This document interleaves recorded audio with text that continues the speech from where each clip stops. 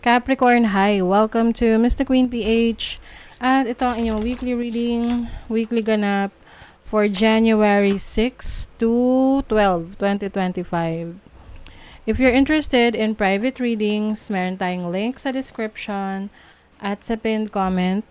Pakicheck nyo na lang yung information kung paano mag-book for a private reading. And please subscribe to our channel to show your support. Like, share this video. At mag-comment na rin kayo kung kayo ay naka-resonate. And thank you sa mga hindi nagsiskip ng ads. It's one way to show your support sa ating channel para magtuloy-tuloy pa rin tayo. Thank you. Let's see. Capricorn. So, kukuha na tayo ng mga cards para dire-diretso na. And by the way, happy birthday sa inyo, Capricorn. I wish you all the best in life, happiness, success, good health sa mga kapwa kong Capricorn dyan. Let's begin. So, kuha tayo ng tarot cards for you. Kung may maririnig kayong maiingay sa background, yung mga bata sa labas. Naglalaro sila. Anyway, let's begin. You have the Five of Wands, the World, Ace of Pentacles, Knight of Pentacles, and the Nine of Pentacles. Wow. So some of you Capricorn, there's a new beginning. May bagong simula. Bagong simula sa career, related sa finances ninyo. This can be a new project that you are doing right now. Although medyo may struggle dito, pwedeng magkaroon ng misunderstanding, miscommunication sa isang tao na kasama nyo or katrabaho ninyo or someone who is close to you. Still, magiging maganda pa rin yung energy sa'yo ngayong week na to, especially kung magpo-focus ka sa career mo, sa finances mo, sa business mo. Some of you, if you're connecting with someone romantically, lalo na kung ito ay long distance relationship, possible na magkaroon ng misunderstanding sa inyong dalawa ng partner mo. Maaring kung ano-anong dahilan yan. Pwedeng dahilan sa pera, dahilan sa broken promises That's what I'm seeing here. Meron kang na-promise sa kanya na hindi mo natupad. Or may na-promise siya sa'yo na hindi niya natupad. So, yun yung naging reason. Kaya may conflict. But I see you starting a new career, starting a new business, or starting a new project that will bring in stability in your finances. Starting ngayong January 6 to 12. So there is financial stability, financial freedom, financial independence. You have rainbow, transition. Okay. You have corn, harvest, and then Scorpio, caution. Ayan. So, merong pagbabago, no? You are in the process of transitioning from a situation, old situation to a new situation. So, this can be, nagta-transition ka from, let's say, work from home to corporate job, or from corporate job to work from home, or any business endeavors or career path na sinusubukan mo.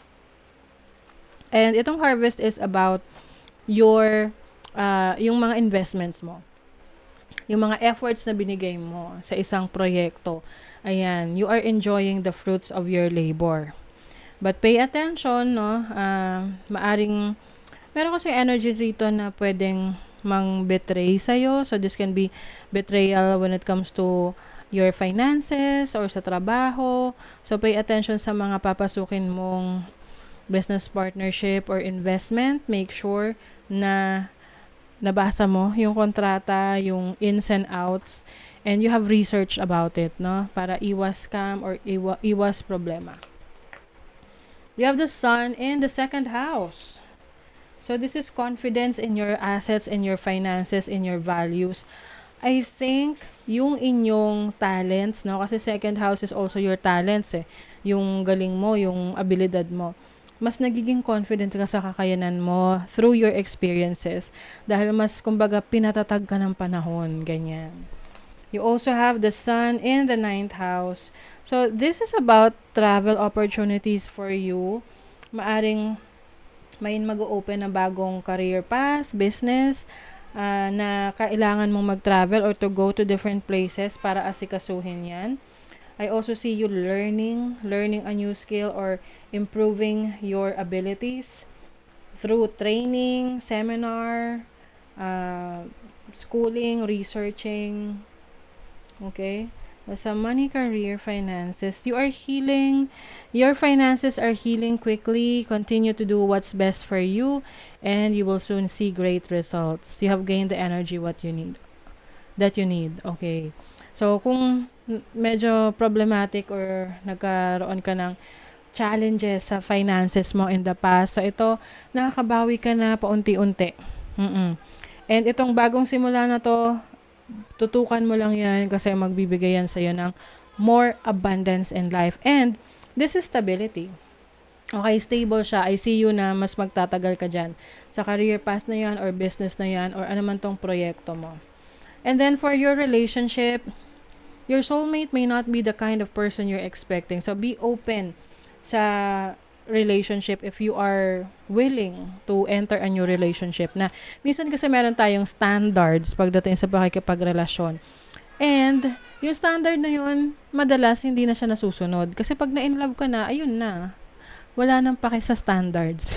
So, be open-minded to that, no? Na minsan yung hinahanap natin sa isang tao is hindi pala yun yung dahilan para magustuhan natin yung isang tao. So, pwedeng merong ibang reason. And then, take a chance on them. Raindrops. So, I see forgiveness. Yung iba sa inyo, meron kayo patatawarin na tao na meron ginawang kalokohan sa inyo or someone na na-disappoint kayo. Maaring bibigyan nyo ng chance na maging part pa rin ng buhay nyo. So, just take what resonates. Kasi yung iba, mahirap na para balikan yung past, but there are exceptions, diba? Exceptions to the rule. So, let's see, money, career, finances. King of Pentacles, wow! Alam niyo, ang bilis niyo makakabawi. Sa inyong finances, sa career. Kung meron mang nagbabago ngayon sa career path ninyo, nakakabawi na kayo. You have the Two of Pentacles sa relationship. I think, mas ka ngayon, flexible when it comes to getting into a relationship.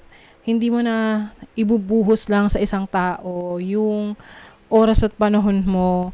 Kumbaga, hindi lang doon iikot yung buhay mo.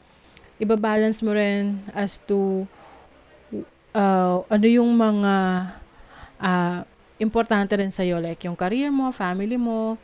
Oo. So, hindi lang doon yung concentration mo, but also sa goals mo rin. And at the same time, you will be able to nurture a relationship with someone nang hindi mo kailangang isakripisyo yung ibang bagay para sa taong yun. Okay? So, that is your reading, Capricorn. Thank you so much. See you again.